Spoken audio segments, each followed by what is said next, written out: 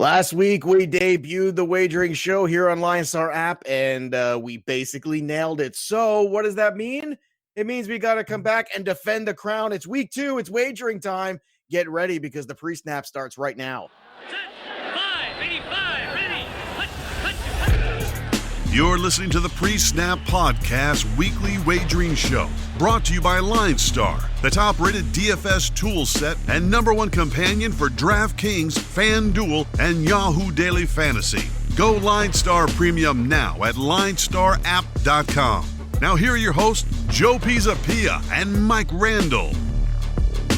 Hey, yo, what's up, everybody? It's me, Joey P, Joe Pisapia, and welcome to the pre-snap wagering show right here on the LineStar app. It's me and my best friend, Mike Randle, and we're back talking about wagering, talking about sports betting, talking about NFL, and getting you all the picks that you need this weekend to be successful. And Mike, it was the debut of our show. We got a lot of nice feedback. It's nice when people say nice things, even on social media. Who knew that Twitter could be such a safe space? Unbelievable.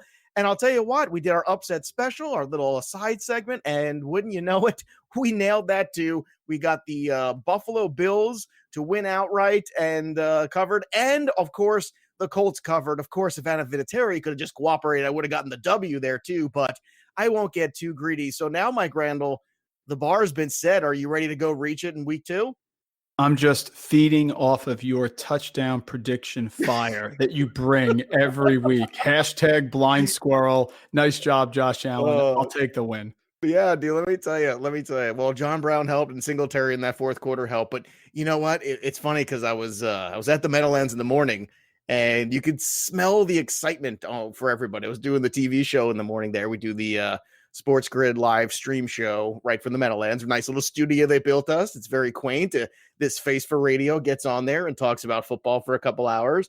And you could sense everybody's like, a new season, it's week 1, we're going to be good, all this stuff, right?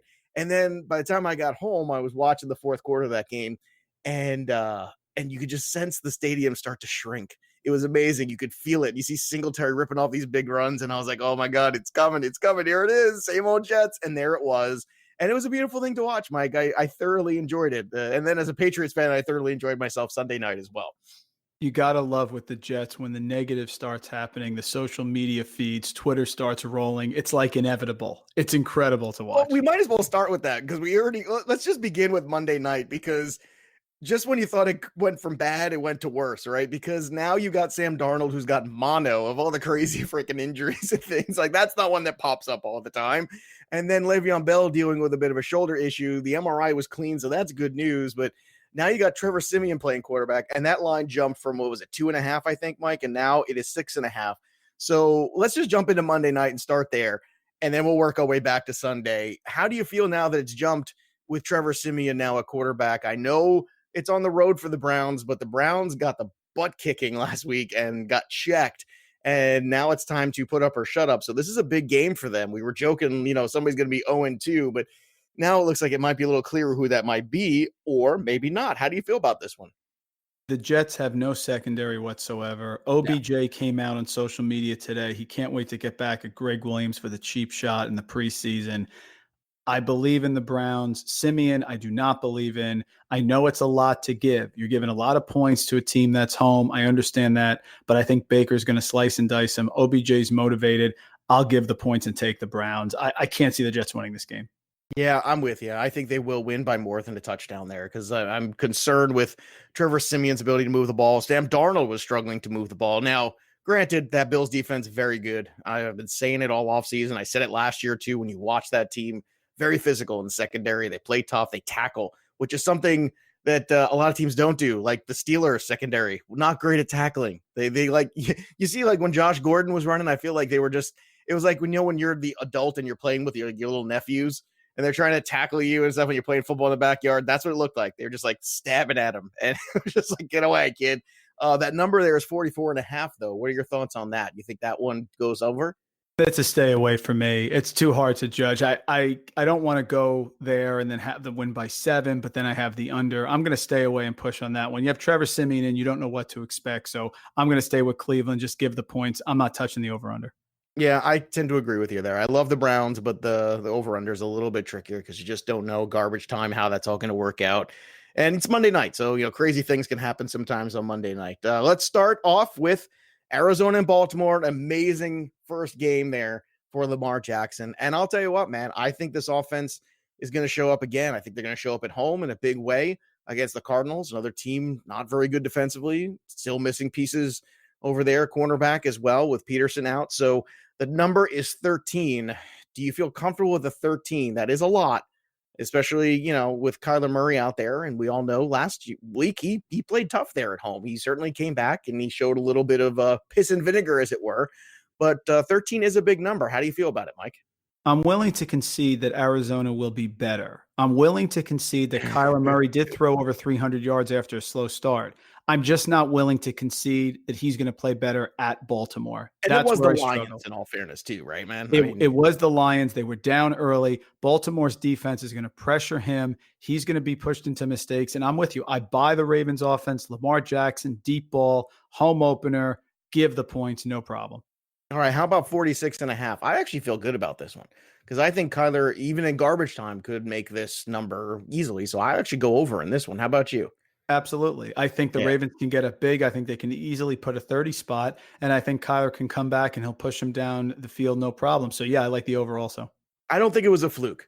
I really don't. I think Andrews is a perfect complement for the young quarterback to check down. I think Hollywood, only has to touch the ball a couple times to be productive.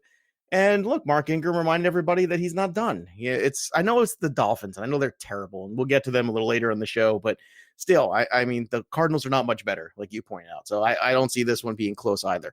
Now, the Bills... And Lamar Jackson only had 6 yards rushing. That's going to be more, right? Oh, definitely. 100% more. And that Cardinal defense is not good. Let's put it that way. So we'll see what happens there. Buffalo Bills, again to the Meadowlands. They're just on that commuter flight back and forth, baby, from Buffalo. This time against the Giants. So this one it's practically a pick 'em. It's 1.5 here. The Giants getting the points here. Home underdogs of the Giants. And I don't know. I kind of agree. I kind of agree with this line. I like Buffalo in this game. I think they cover this. I think they're going to be all right. What are your thoughts? Do you think maybe second time gets dangerous here for them? But I don't know. I don't see it. Buffalo's second in pass defense DVOA, according to Football Outsiders last year. They held the Jets to 175 passing yards. Whether Darnold had mono or not on Sunday, we'll never know. They upgraded the run defense. Josh Allen's going to be back in the Meadowlands, so the team's going to be familiar. I think he'll have a bunch of weapons to throw to. Cole Beasley was out today, but I think I expect him to play. Eli Manning does not play well under pressure. Last year, per player profiler, he had a 30% completion percentage under pressure, and that's what's going to happen in this game. Love Buffalo. I'll give the points. Back-to-back wins in the Meadowlands for the Bills. Okay, now here's the question. The 43.5. This one I don't love. This is another one where I don't know. It's maybe because I'm just still thinking about that first half where they were shaking off the dust. I know John Brown looked good in the second half. I get that Singletary was ripping off huge runs and played a ton of snaps too, by the way. So what's your confidence level with the 43.5? Over, under, or run away? Run away. Second consecutive road game for the Bills. Barkley could go off. They could feed him. He could always break a long run. If it's 24-20, I mean, do you really want to deal with this? I just like Buffalo as the favorite. All right, let's move on to the Cowboys against the Washington Redskins, who showed up last week and screwed up my 5-game parlay that I had. I had it. I mean, I know it was pushing the limit, but I had it in my hand. Like, I had it.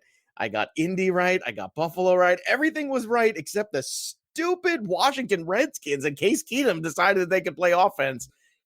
I don't know. It made me angry. And all I kept saying was, please, Eagles, don't get back in this game. Please, Eagles, don't get back in this game. But it didn't work out. So anyway, here we are. Dallas Cowboys are favored by 5.5 in this one. I think this should be an easy victory, don't you? No, I don't. I don't like those five. Yeah, I don't like those 5-point lines. We talked about that with Tennessee and Cleveland last week. You did.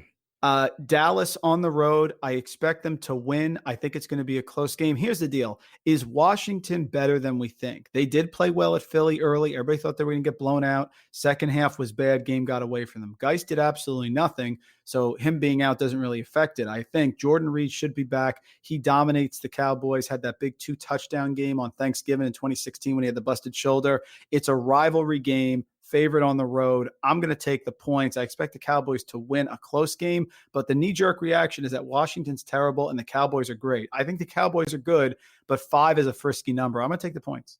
I hear where you're coming from that. I hear you, baby. And I'll tell you what, 46.5, see, to me, I felt okay about I felt okay about them winning by a touchdown. I actually do feel okay about that one.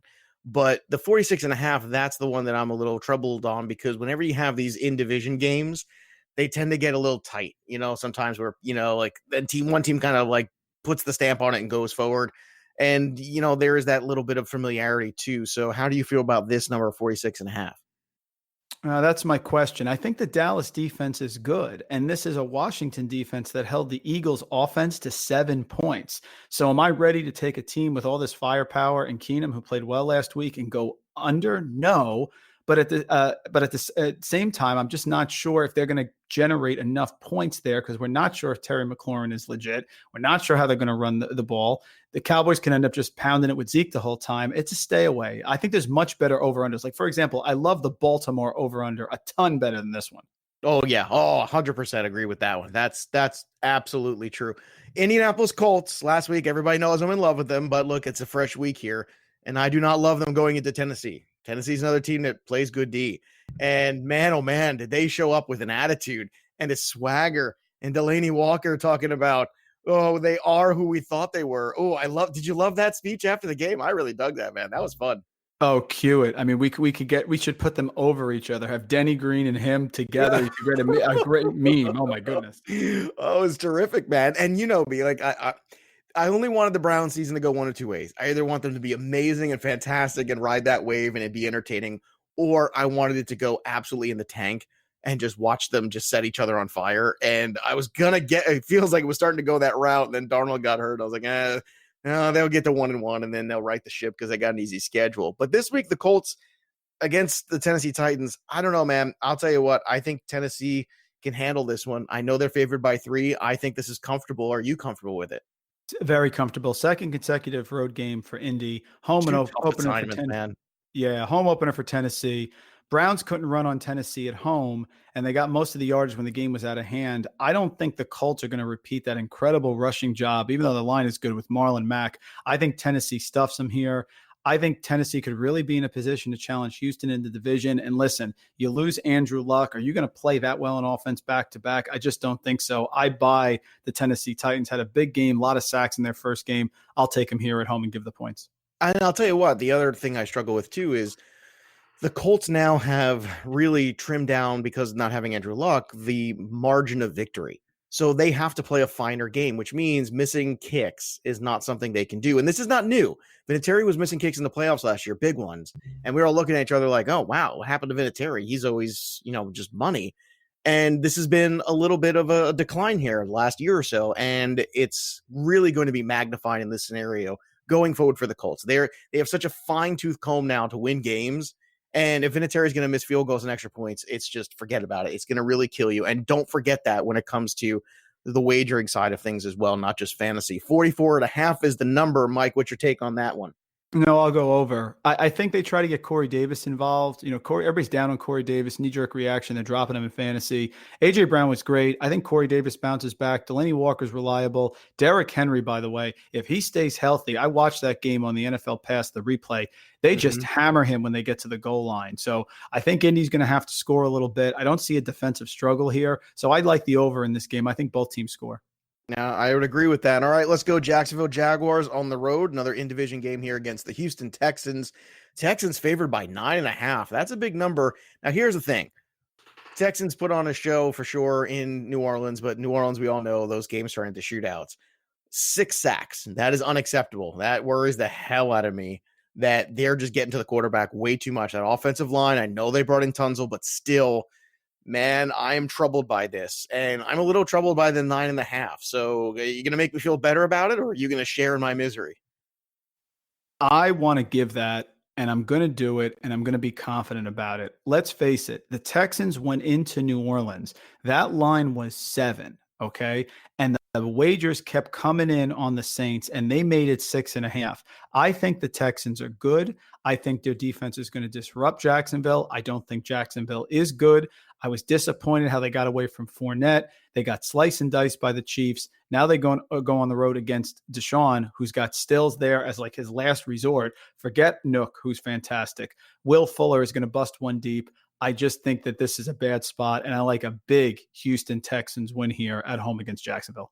All right, so 43.5, then you must like the over 2, or do you don't think that Minshew can keep pace? No, and Minshew did a nice job. I think he can get some points. I expect this hell to of be a mustache, too. Can we all just agree on that? It's a hell of a mustache. Absolutely. All right, okay. okay. Back in the 70s, but I think Watson puts the points up. They get to 30, no problem. So sure, can Minshew put up 17 points? Yeah, fine. I'll take the over here also. He looks like the guy who works at the paint department at Lowe's. I love him. I love the look. Like, didn't you just right? Am I right or am I right? Tell me, Gardner, it doesn't look like the guy who works at the paint department. Lowe's like, hey, can I see a sample of this? I just want to take a small thing home and just. And he's like, oh yeah, sure. Hold on a second, I'll have that for you in a minute. Like, he's that guy. I don't know. That's so the true. look. That's the look. All right, Los Angeles Chargers. Oh man, Mike, they just keep losing people. This is tough, man. Mike Williams is hurt now. Hunter Henry's out for an extended period again. I'm telling you, these Chargers, I'm worried about them. It would not shock me if they went and they just lost this game to the Lions. Before the Hunter Henry injury and the Mike Williams news and stuff like that, I don't know. I felt pretty good about this one. Now I don't feel good at all.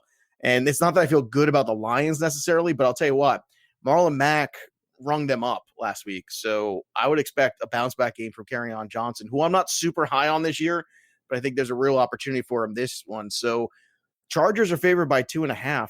I don't know, man. I don't feel great about this one. What are your thoughts? It's a Bayesian process. We have to take information and make fluid decisions. I love the big vocabulary. This is great. Yeah, I looked it up before we started here. Very, very nice. Word of the day, toilet paper. Is that what we're doing? Yeah, pretty much. Yeah. Okay. I don't like Detroit. I didn't like Detroit before the beginning of the year. I thought they could go 0-7, but now no Hunter Henry, no Mike Williams, Keenan Allen. They have Darius Slay. I know they move Allen around a lot, but Slay should be able to slow him down. Rivers is not a mobile quarterback. Kyler Murray is a mobile quarterback. Lions do a decent job on defense with Patricia. They're going to slow this game down. I absolutely love the Lions. I love the Lions with the points easily, no problem. You have a home team getting points against a Charger team that is banged up, coming across country. Derwin James, the whole thing. Absolutely love the Lions in this game. Yeah, I'm kind of with you, man. I'm feeling it. This is the one. And I don't like the Lions. I don't like the Lions. I don't like the Lions either. Yep. I think there's only so many really talented pieces you could take away from a football team on both sides of the ball, where at a certain point it's just not going to function properly. That's just how I look at it. I mean, you can talk about Austin Eckler all you want and all these other things. No Mike Williams, maybe, right? I don't know if we have a definite on that right now. He's doubtful right now. He's doubtful right now. So probably you'll say no Mike Williams, no Hunter Henry, no Melvin Gordon, no Derwin James. And I'm sure there's a couple other guys I'm forgetting about. That's a lot of talent, not on the football field for the Chargers. And look, Chargers went on the road last week and put up some points. So, I think they like their new toy in Hawkinson. I'm with you. 47.5, though. What about that one? That one I'm going to lean under because I believe the defense. I just don't think the Lions can put that many points up. That number's a little high. I get nervous. Like a 23-20 kind of game, right? Or exactly 21-20, something like that. To go to 30, the Chargers do have a solid defense. I just think that the Lions are going to be able to move it on them and get points. Prater's always good inside, and I get nervous when I take a lot of overs. So I'm going under on that one. All right, Minnesota Vikings, Green Bay Packers, another in-division grudge match here. The Packers are favored by 2.5. Obviously not a huge offensive output, but it was early. It was Thursday. It was coming out of preseason. It was the Bears defense. So you could throw up a lot of it was because excuses. But here we are, Packers, Vikings. You would expect the Packers to be favored. I know on Fantasy Sports Today with Craig Mish, he loves the Vikings in this game. I'm curious, how do you feel about the Vikings? I'm with Greg. Packers can't run the ball. Aaron Jones is a fake bell cow. He is not a legit. He's very Kerryon Johnson-esque. You just threw it down. We're looking at Matt LaFleur. It's the second game here. Here come the Vikings. They're going to play solid defense. Xavier Rhodes looked really solid against Julio Jones. Why wouldn't it be solid against Devontae Adams? I like Minnesota here getting points. Absolutely. Wow. All right. 44 is the number. Now, I like the over in this one, but what about you? That Green Bay defense did play very well, but I don't know. They did play well. Dalvin Cook's explosive. It's a stay away for me. I think the Vikings are going to play very, very well. And I think that number is just right around there. We're talking 48-40. So for me, this one's a stay away, but I really like the Vikings here getting those points. All right, here we go. This is the one. I hope you got your you got your papers in front of you. New England Patriots against the Miami Dolphins, 18.5. I know it's the Dolphins. It's on the road. I get it. Brady historically, by the way, does not play well in the heat. Go look at the numbers. It's a lot of losses. A lot of losses in Jacksonville. A lot of losses in Miami. He's not a hot weather quarterback. He never has been. However, the Dolphins are not really a football team. So this is a conundrum for me because I feel like with how good that defense is, that they're going to go in there and this could even be a shutout kind of scenario, which you don't see very often in the NFL, but I think it's possible that kind of defense is looking for pride of we're not going to give up a single point to this team. I don't know if that's going to be the case, but I think the potential is there. So 18.5, Mike, this is tough. What say you?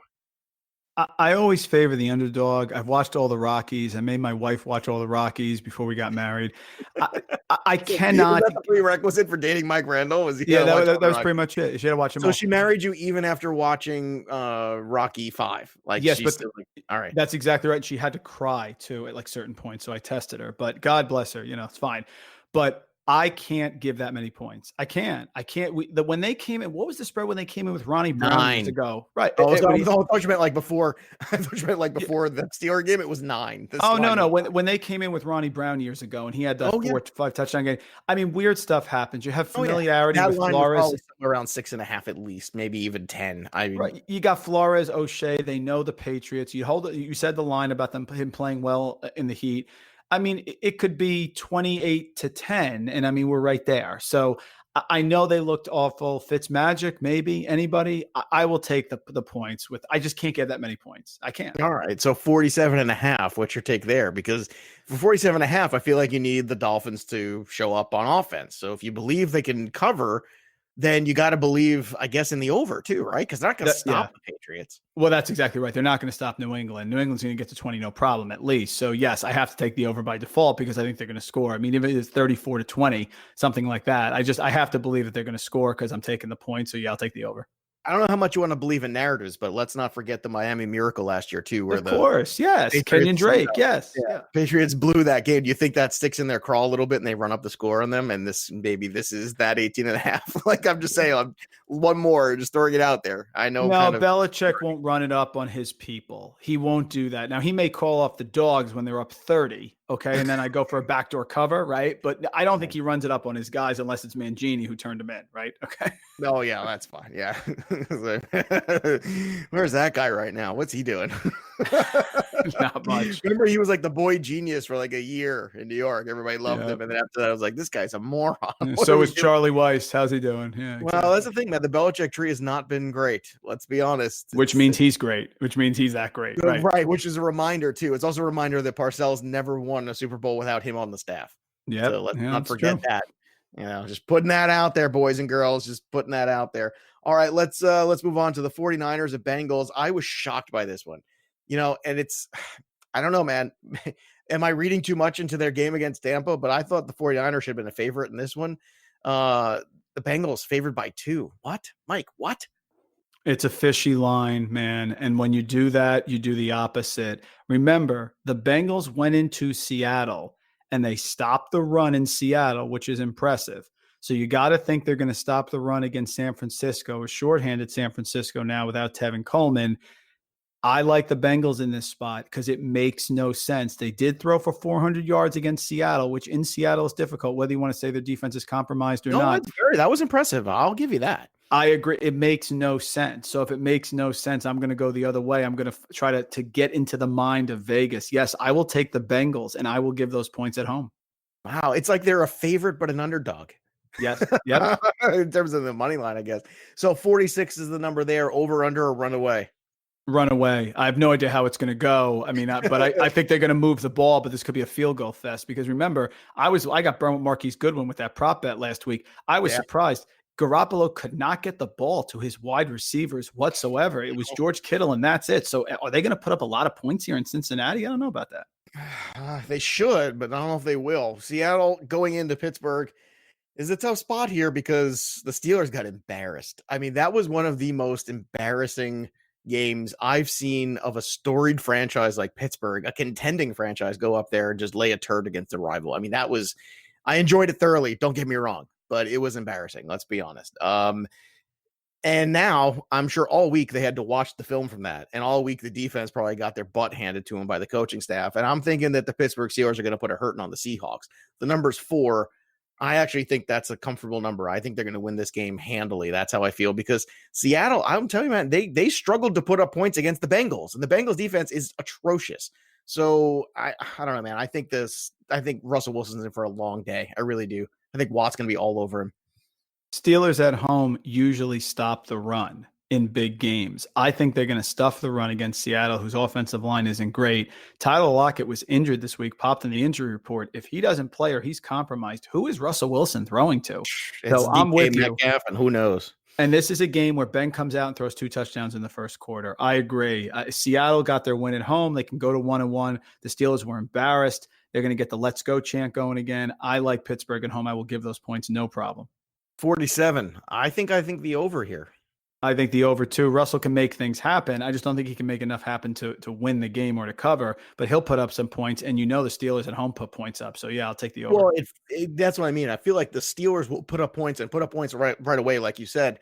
And then later on, I feel like it's going to be some garbage time where they're just going to, play a lot of prevent and whatever. And then Russell Wilson will find a way and they'll score like a late touchdown garbage time, and that'll help cover it. So to me, I think that's where it goes. All right, next one. Sorry, boys and girls. The feel-good story's over for Oakland. I know it was nice that they rallied around Gruden and Carr and all that stuff, and that's terrific when Joe Flacco's on the field. But this week, it ain't Joe Flacco. It's Patrick Mahomes. And it's going to be a different story, and it's ugly. And they're already missing a key piece, too, in the secondary with John Abram, who's out in this one. Abram, I like him, man. I know he's only a rookie, but he's a hard-hitting, tough-talking kid, and I like that. That's the kind of guy you want out there in the safety position, a guy who wants contact. And now he's not there. And that's a bad sign. I'm telling you right now, this is a bad sign. I don't know how much they're going to win by or whatever it is. All I know is that I'd be shocked if the Chiefs didn't hit 40. So this is 7.5. I'm comfortable with this number. How about you? Very comfortable. Give it no problem. This is an easy 30 spot. Defense is compromised. Josh Jacobs going to really run all over again? I don't think so. You can't stop Mahomes. Can't wait for the Mecole Hardman breakout here as he slides into Tyreek Hill's role. Travis Kelce, need I say any more? Give the points. Yeah, and it's going to. Now, here's the thing. I do think Carr and those guys, I think Jacobs is going to get a ton of work, because the game plan has to be keep getting the ball to Jacobs, try your best to keep Patrick Mahomes off the field, because every time Mahomes touches the ball, it's going to be 7, I feel like, in this game. So, I mean, it's whether or not you think the Raiders can keep up. And I think they can keep up enough that the 52 is actually, the 52.5, I think, is comfortable too. I feel good about that. Like the under against Jacksonville. If I like the under and I was wrong and they hit the over against Jacksonville, why on earth would I not like the over at Oakland? 100%. Yeah. Well, see, I like the over in that one. And I was like, oh, come on, please. And then Nick Foles went down, and they usually heard me. I was like, oh, God, please, come on, please. And then the Gardner Minshew shows up there with a can of paint and a football and gets it done. Good job, Gardner. Good job. All right, let's go on to the Chicago Bears. This one against the Broncos. Now, I don't know, man. This game, dude, I am just running away from this one. I'm running away from it. It's 2.5. The Bears are favored, but it's on the road. Mile High is a tough place. Is this kind of the same feeling you have about that Bengals game too, or it's a fishy line for you, especially after the way Trubisky played week 1? I loved Beavis and Butthead growing up, and he used to say, come to Butthead, come to this game. It's a MOG game, a Mother of God game.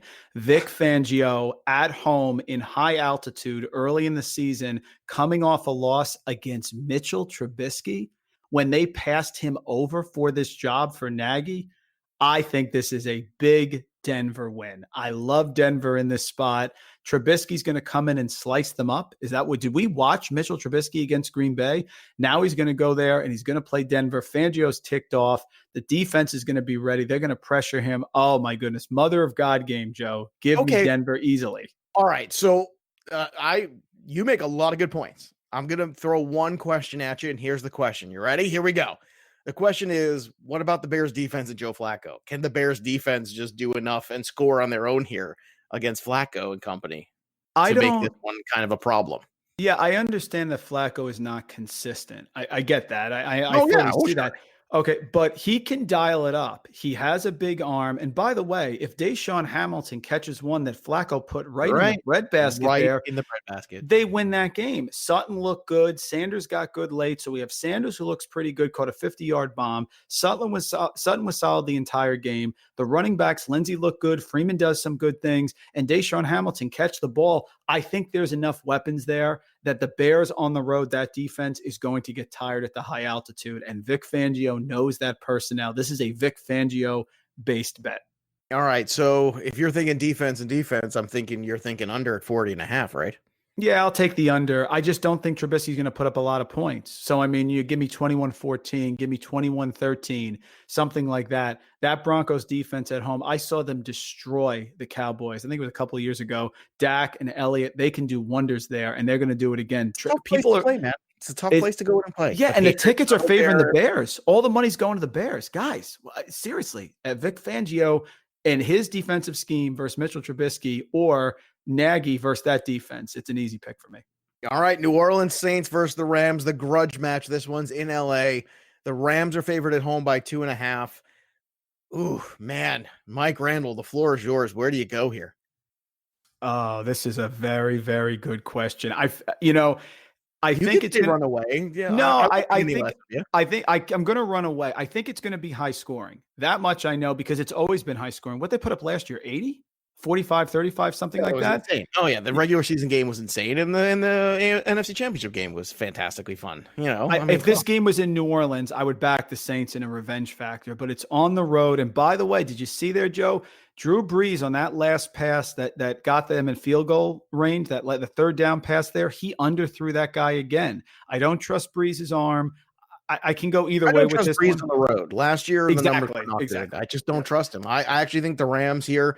It's going to be a tight one, but it's, the 2.5, it's like right there. And it's like, all right, do I think the Rams can win by a field goal? I do. And that's where I kind of land with this one.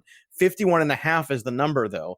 What's your comfort level there? Much more comfortable there with the over. I'm going to run away from the regular line, but I'll take the over. 3 of their last 4 games that they've met, they've had average of like 62, 63 points. So this one, I have to take the over. And the Saints give up big plays all the time. Last year, I do all the team preview stuff of Fantrax, so I go through every team in the game log and, who's in, who's not, all these things and stuff like that. And as much as the Saints have good personnel on defense, my God, do they give up a ton of passing yards, and my God, do they give up a bunch of big plays. And that's what the Rams are.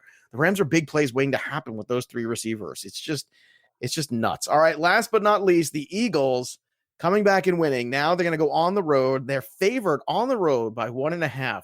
Against the Atlanta Falcons. Now, this is a close one. Again, practically a pick 'em too.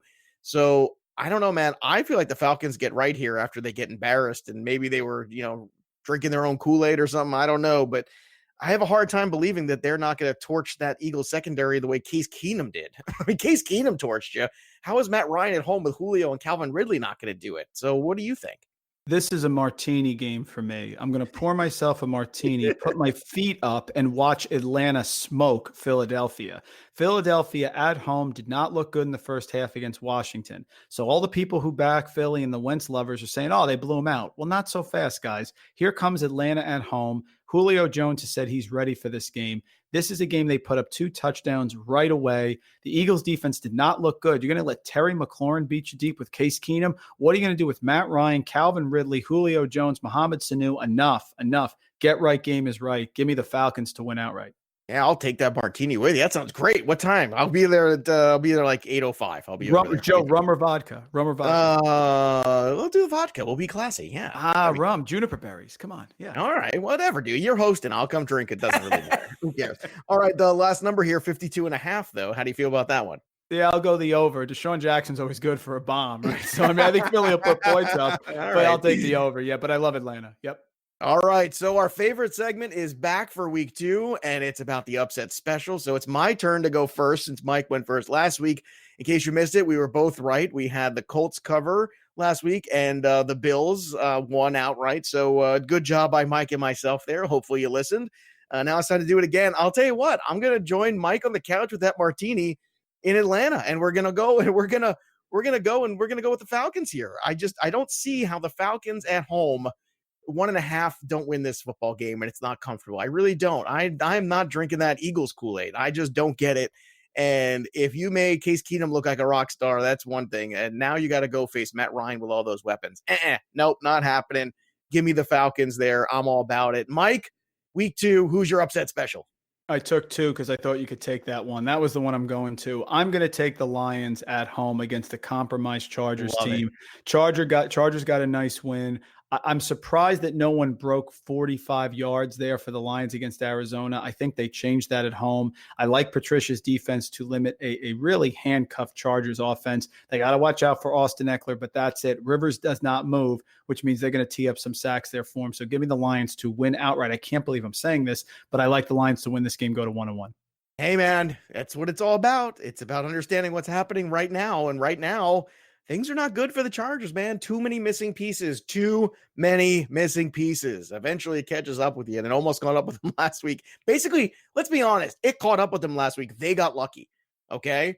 I don't know if they're going to be as lucky on the road in Detroit. We'll find out. So in the meantime, you should be getting the LineStar app and downloading that and make sure you're upgrading to the premium product. You can follow Mike on Twitter at Randle Rant. You can follow me at Joe Pisapia 17, and of course at LineStar App and LineStar NFL. Check out all the great content at LineStar App while you're at it. That'll do it for us. We hope you have a great weekend of wagering, a great weekend of DFS. There's nothing left to do here in the PreSnap now except set, down, win.